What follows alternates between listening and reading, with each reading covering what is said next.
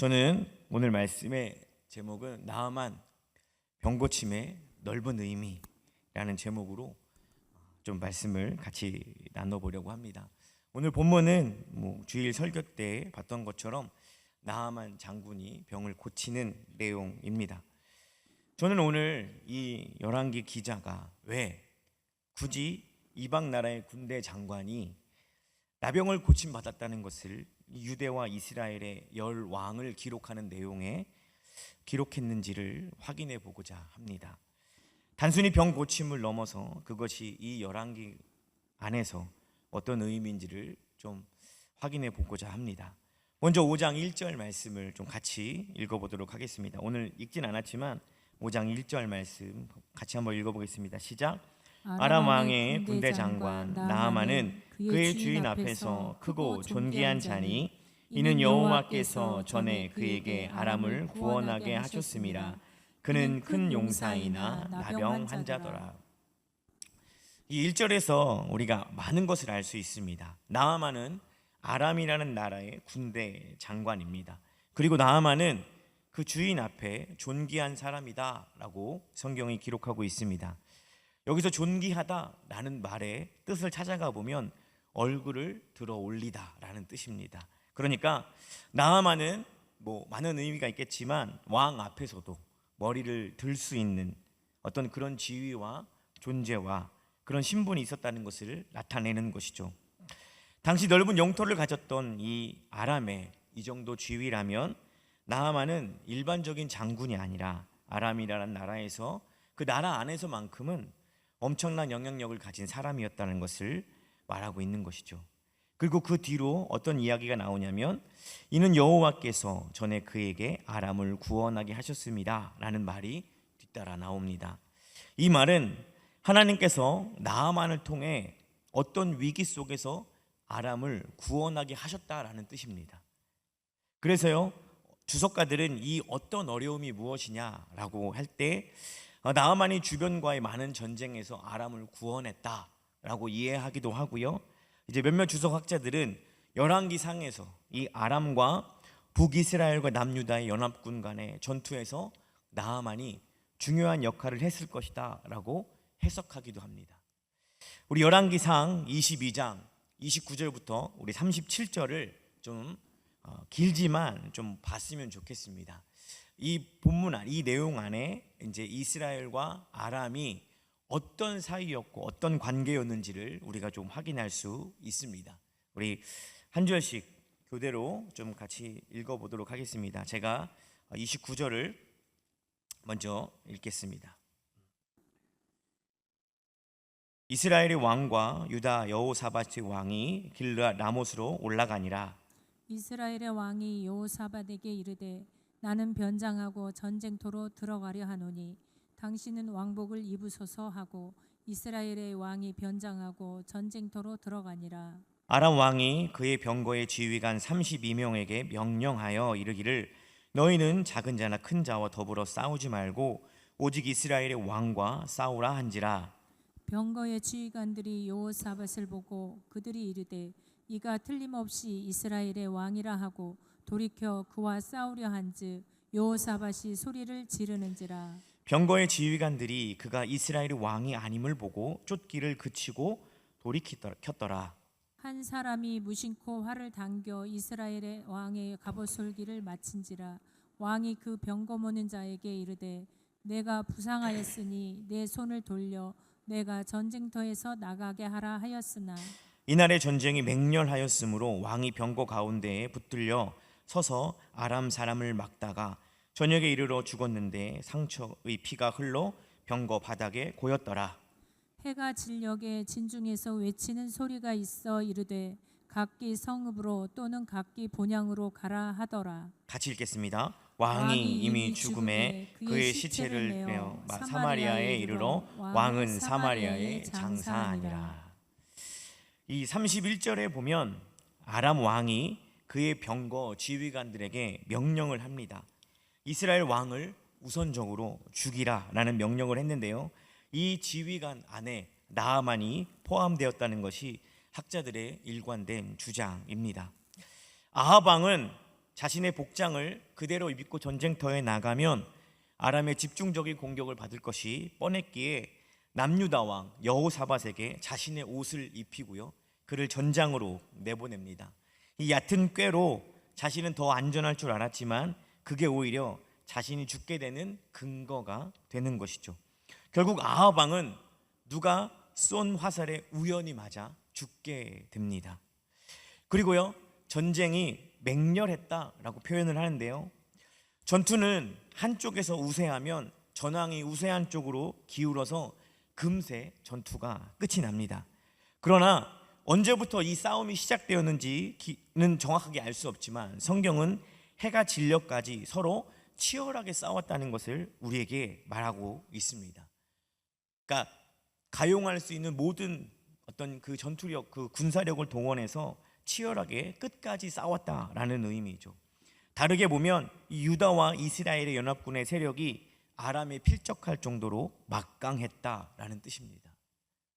그래서 전략적으로 이 아람 왕이 이스라엘 왕을 잡으려고 한 것이죠. 북이스라엘 왕을 잡아야 전황을 유리하게 이끌고 갈 수 있다는 판단에 그렇게 한 것이죠. 그러나 사실 하나님은 이 아합의 죄를 단죄하기 위해서 아람 사람을 이용한 것이고요, 그들을 이기게 한 것이죠. 이스라엘 쪽에서 보면 패배입니다. 그러나 아람의 입장에서 보면 여호와 하나님께서 유다와 이스라엘 연합군으로부터 이 아람을 구원하게 하신 것이죠. 그것이 오늘 5장 1절에 여호와께서 전에 그에게 아람을 구원하게 하셨습니다 라는 배경에 담고 있는 내용입니다. 오늘 본문 열왕기하 5장 7절 말씀에 보면 이스라엘 왕이 그 글을 읽고 자기의 옷을 찢으며 이르되 내가 사람을 죽이고 살리는 하나님이냐, 그가 어찌하여 사람을 내게 보내 그의 나병을 고치라 하느냐, 너희는 깊이 생각하고 저 왕이 틈을 타서 나와 더불어 시비하려 함인 줄 알라 하니라. 그냥 읽을 때는 이 내용이 사실은 잘 이해가 되지 않습니다. 그냥 이 이스라엘의 왕이 너무 과민 반응하는 거 아닌가라고 생각하실 수 있겠지만 사실은 이 열왕기상 22장의 내용을 보면 이 아람과 이스라엘은 좋은 관계가 아니었습니다. 이스라엘 왕은 나병을 고치러 온다는 이 서신을 어떻게 해석했냐면 나병을 고칠 수 있는 것은 하나님밖에 없다. 근데 나아만을 자신에게 보내는 것은 아람이 나아만을 빌미로 이스라엘을 공격하려는 그 의도가 깔려 있다. 그러니까 시비를 걸려고 보내는 것이다 라고 이 이스라엘 왕이 해석했다는 것이죠. 이런 해석이 가능한 것이 앞서 확인했던 열왕기상 22장의 말씀처럼 이 아람과 이스라엘이 맹렬하게 또 끝까지 싸울 정도로 서로를 못 잡아먹어서 사실은 안달난 사이였기 때문에 가능한 해석입니다. 어찌되었든 이스라엘의 입장에서 이 아합 왕의 죽음에 아합 왕이 잘 통치했든 통치하지 못했든 한 나라의 왕을 죽인 이 아람이 관련되어 있기 때문에 우호적일 수 없는 거죠. 어떤 방식으로든 지속적인 어떤 분쟁이 있었을 것이다 라고 주석은 이야기하고 있습니다. 다만 나아만이 이 병을 고치러 왔을 때 휴전 상태였거나 전쟁이 잠시 소강 상태였을 것이다 라고 해석합니다. 그래서 나아만을 보내어 병을 고치지 못하면 그것을 빌미 삼아 다시 이스라엘을 침공하려는 아람 왕의 계획이다 라고 이스라엘 왕이 해석한 것입니다. 이 이스라엘 왕의 어떤 한계는 무엇이냐면 하나님의 계획을 모른다는 겁니다. 이 나아만의 병을 고치고 하나님을 높이며 하나님이 어떤 분인지를 드러내시기 위해서 이방에 끌려간 어린 여종의 순수한 믿음을 통해 하나님께서 이 사건을 일으키고 계시다라는 사실을 이 이스라엘 왕은 전혀 알 수가 없는 것입니다. 이렇듯 나아만의 병을 고치는 사건은 오직 병을 고치는 사건으로만 보면 이 나아만은 동족의 원수이며 자신을 포로로 끌고 온 자임에도 불구하고 이 소녀는 타인의 고통에 대한 깊은 관심을 보이며 그를 긍휼히 여기고 이 병은 하나님의 선지자인 엘리사만 치유할 수 있음을 직감하고 이 어린 소녀가 반응한 것이죠. 소녀의 반응으로 인해 하나님은 선인과 악인에게 동일하게 해를 비추시며 비를 내리시는 긍휼이 많으신 하나님이라는 것을 드러내 보이게 되는 것이죠. 단지 이 사건이 나아만을 치료하기 위한 사건이라면 하나님이 어떤 하나님인지, 그분이 긍휼을 베푸시며 많은 이들에게 동일하게 은혜를 베푸시는 하나님이라는 것을 우리는 확인할 수 있습니다. 그렇다면 나아만 병을 고친 사건을 아람과 이 북이스라엘 관계 속에서 보면 어떻습니까? 만약 나아만의 병이 낫지 않았다면 이스라엘은 실제로 공격당할 수 있는 상황입니다. 그래서요, 엘리사를 통해서 병을 고침받았다는 것은 어떤 의미냐면 아람에게 공격의 빌미를 주지 않는 것입니다. 아람에 대한 위협으로부터 이스라엘을 구원한 것이죠. 단지 나아만의 병을 고치는 것이 그냥 병을 고치는 것에서만 끝나는 것이 아니라 이 아람과의 관계 속에서 보면 이스라엘을 구원했다는 것입니다. 또 나아만이 병을 고치고 아람으로 돌아가며 그가 뭐라고 고백합니까? 열왕기하 5장 15절 말씀에 보면 나아만이 모든 군대와 함께 하나님의 사람에게로 돌아와서 그의 앞에 서서 이르되 내가 이제 이스라엘 외에는 온 천하에 신이 없는 줄 아나이다. 청하건대 당신의 종에게서 예물을 받으소서라고 고백하고 있습니다.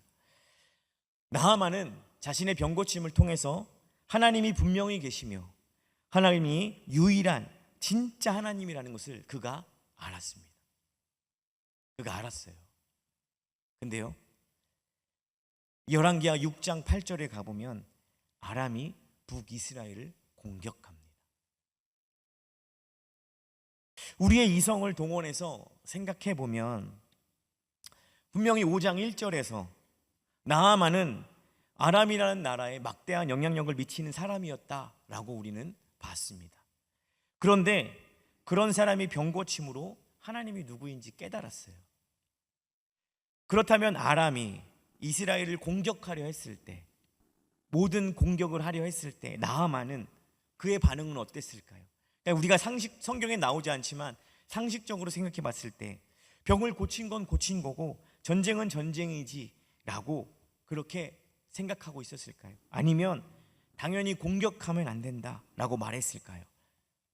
어쩌면 나아만은 자신의 병이 나은 자국을 보여주며 이스라엘엔 참 하나님이 계시다, 공격하면 우리가 어떻게 될지 모른다라고 경고했을 수도 있습니다. 그러나 어떤 이유에선지 아람은 북이스라엘을 공격합니다.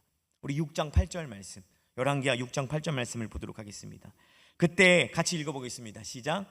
그때 아람 왕이 이스라엘과 더불어 싸우며 그의 신복들과 의논하여 이르기를 우리가 아무데 진치라 하였더니 하나님의 사람이 이스라엘 왕에게 보내어 이르되 왕은 삼가 아무 곳으로 지나가지 마소서 아람 사람이 그곳으로 나오나이다 하는지라.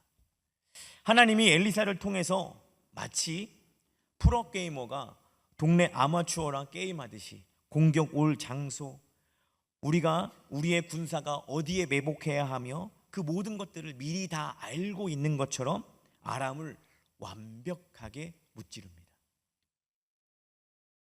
그래서요, 이 나아만의 병 고침은 하나님이 나아만이라는 개인을 구원하시길 원하셨고요, 아람의 공격에 빌미를 제공하지 않은 것이며 그것은 이스라엘을 구원한 것이고 또 그를 통해 아람이 이스라엘을 공격하면 안 된다는 경고를 하신 것이죠.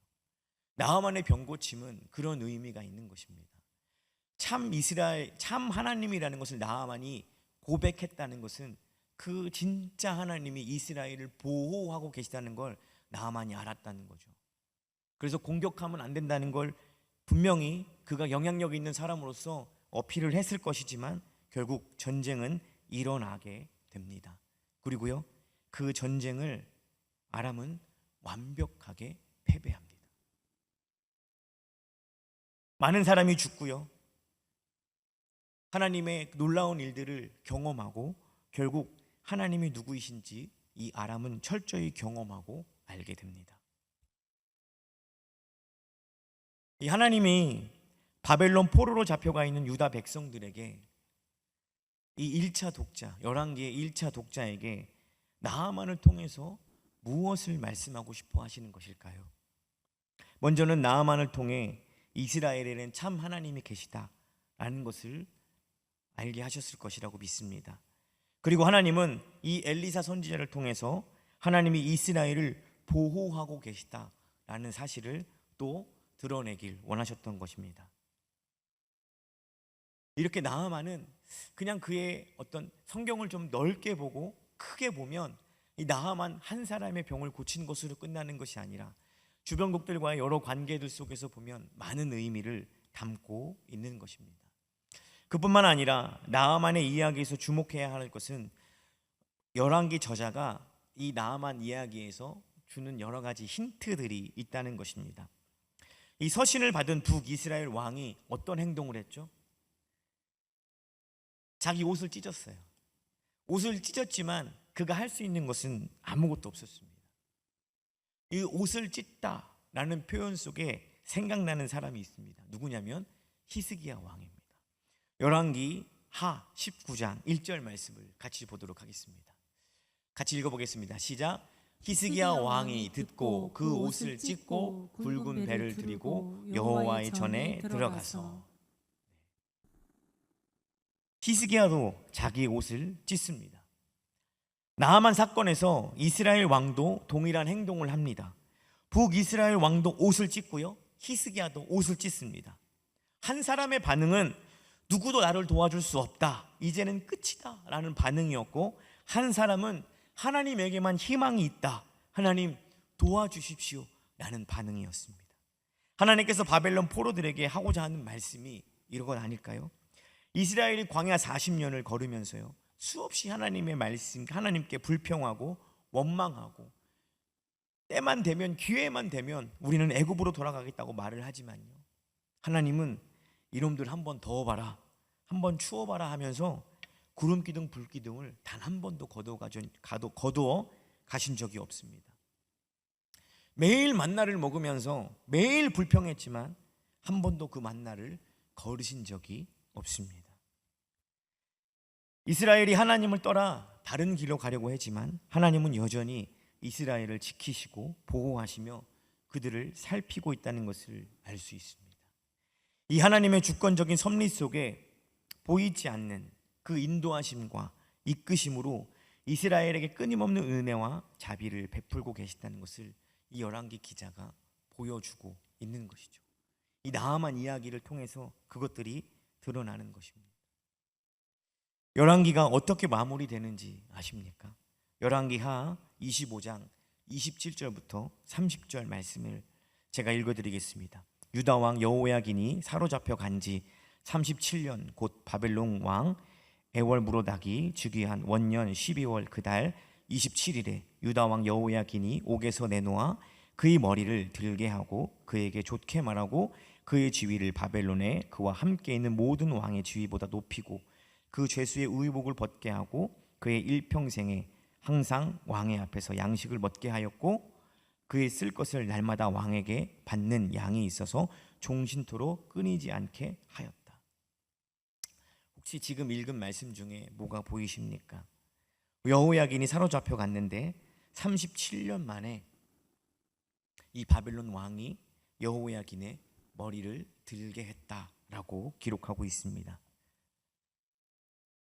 열왕기하 5장 말씀에서 나하만이 왕 앞에 어떤 사람이었습니까? 존귀한 사람이었습니다. 존귀하다는 말이 무슨 뜻이죠? 머리를 들다라는 뜻이었습니다. 나하만은 자신을 괴롭히던 나병에서 하나님의 은혜로 말미암아 회복되었습니다. 그는 아람에서, 그 회복되고 돌아간 아람에서 더 존귀한 자가 되었을 것입니다. 하나님은 나하만의 회복을 통하여 유다의 회복을 미리 보여주고 있습니다. 북이스라엘 왕이 옷을 찢음으로 히스기야의 옷 찢는 것 같은 행동을 했지만 결국 다른 의미로 우리에게 하나님의, 우리가 어떻게 반응해야 되는지를 보여주고 있습니다. 지금 1차 독자, 그들은 비록 망했지만 우리가 누구 앞에서 가슴을 치며 우리의 옷을 찢어야 하는지, 그 포로들이 끌려가 있는 그곳에서 누구를 바라봐야 하는지를 이 나하만의 사건을 통해 이 열왕기 저자는 우리에게, 이 1차 독자들에게 깊이 이해시키고 깨닫게 하고 있는 것입니다. 설교 도입에서 나하만이 열왕기에 기록된 이유가 무엇일까 질문하며 시작했습니다. 나하만은 이방의 군대 장관이었으나 그는 하나님의 국류를 입었습니다. 그리고 그의 나라의 잘못된 선택을 통해 살아 역사하시는 하나님이 이스라엘을 지키고 계심을 봤습니다. 그게 끝일까요? 이 아람이라는 나라가 이스라엘을 공격해서 그 엘리사를 통해 하나님이 이 나라를 지키고 계신다는 것을 봤습니다. 하물며 이방 나라와 그의 장군도 하나님이 어떤 분인지 보고 경험하고 깨닫게 하셨는데, 하나님이 택하신 이스라엘, 지금처럼 죄만 짓도록 하나님께서 두겠다 안 두겠다, 가만히 두지 않겠다는 거죠. 내가 너희를 포기하지 않겠다는 겁니다. 이방 나라의 그 군대 장관과 그 나라조차 잘못된 선택으로 인해 하나님이 어떤 하나님인지를 알게 하고 깨닫게 하셨다면, 하나님이 선택한 이스라엘 백성도 그냥 그대로 죄 짓고 망하는 것을 두고 보시겠다 안 두고 보시겠다, 안 그러겠다는 겁니다. 내가 너희를 포기할 수 없다라고 이 나하만을 통해 우리에게 말씀하고 있는 겁니다. 북이스라엘과 남유다는 결국 멸망합니다. 그러나 마지막에 머리를 들게 하심으로 회복을 기대하게 하셨던 것처럼, 지금 멸망해 있는 것이 결코 이스라엘과 유다가 미워서 그런 것이 아니라 살아계신 하나님, 여전히 자신을 국률과 사랑으로 인도하고 계시는 하나님을 더 깊이 더 넓게 보여주려고 경험시키고 돌이키시겠다는 하나님의 굳건한 의지요, 하나님의 그 약속인 것입니다. 나하만과 아람이라는 나라를 통해 하나님이 어떤 하나님인지를, 내가 너희를 그렇게 하겠다는 것을 보여주고 계시는 것입니다. 성경을 넓게 보면 하나님이 누구인지, 그분이 무엇을 하시려는지가 더 잘 보이는 것 같습니다. 우리의 인생에서도 마찬가지입니다. 지금 내가 이 문제에 빠져 있기보다 성도님들이 우리의 모든 인생 속에서 이 문제가 과연 어디에 있는지, 우리의 모든 인생 속에서 이 문제가 과연 무엇을 의미하는지를 살펴본다면, 우리는 그 문제들 속에서 하나님이 무엇을 우리에게 요구하시고 무엇을 원하는지를 발견할 수 있을 것입니다. 그럴 때 지금 내 앞에 놓인 문제보다 더 크신 하나님을 깊이 깨닫게 될 것입니다.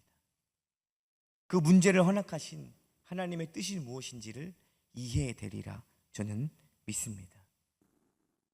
이 나하만은 그냥 나하만 사건으로만 보면 이방 나라 군대 장관이 병을 고침받은, 하나님의 은혜를 입은 단순한 사건처럼 보입니다.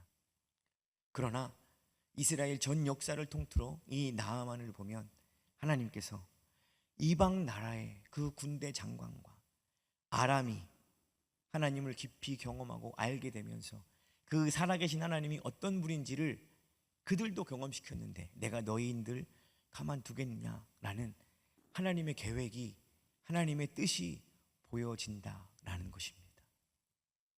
그렇다면 오늘 이 말씀을 읽는 저와 성도님들에게 하나님이 뭐라고 말씀하시는 겁니까? 너희인들 가만두겠느냐라고 말씀하시는 거 아닐까요? 내가 너희인들 그냥 너희 마음대로 살게, 내가 너희인들 너희 뜻대로 살게 내가 내버려 두겠느냐?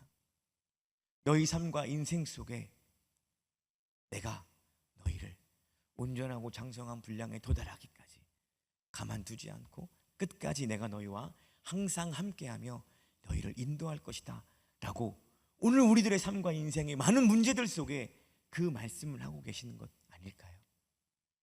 오늘 그 하나님을 붙잡으시기를 주님의 이름으로 축복합니다. 오늘 그 하나님을 붙잡고, 하나님, 이 문제가 나의 모든 인생 속에 어떻게 역사하는지 알게 하시고 깨닫게 하여 주시옵소서. 그것들이 말씀을 통해 이해되어지게 하시고 경험케 되어짐으로 말미암아 오늘 나와 내 삶 속에 하나님만 붙잡는, 우리가 어디에 우리의 옷을 찢고 어디에 우리의 무릎을 꿇어야 하는지를 알게 해 주시옵소서라고, 그렇게 하나님을 붙잡는 시간 되시기를 주님의 이름으로 축복합니다. 기도하도록 하겠습니다.